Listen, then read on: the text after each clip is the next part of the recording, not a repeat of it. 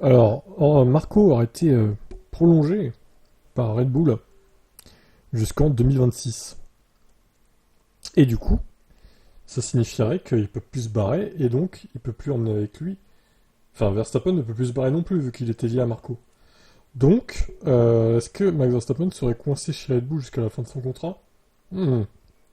Bon, alors, honnêtement, je pense pas parce que il doit y avoir une clause de performance quand même si Red Bull tombe deuxième ou troisième force ou quatrième ou cinquième, il doit pouvoir se barrer ailleurs. Je pense qu'il doit y avoir une clause dans son contrat qui lui permet de partir avant la fin de son contrat en 2028.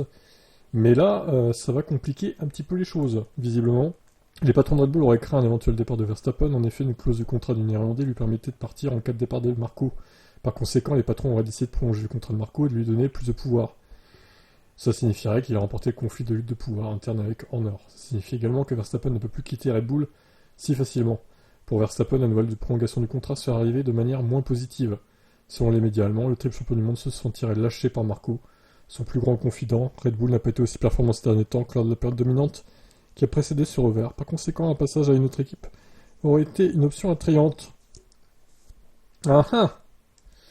Oui, mais reste dans ton écueil toxique, toi, le toxic man, là, monsieur Verstappen.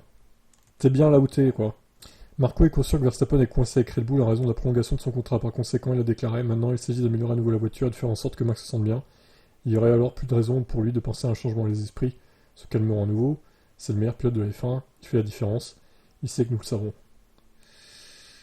Ok, intéressant. Donc, peut-être que finalement, il ne va pas arriver chez Mercedes, même pas en 2026, et il va être coincé avec la nouvelle réglementation chez Red Bull avec un moteur Ford qui déconne, et il va se ramasser. Ah, ça serait beau ça. J'ai hâte. J'espère que ça va se passer comme ça. Vous en pensez quoi du coup?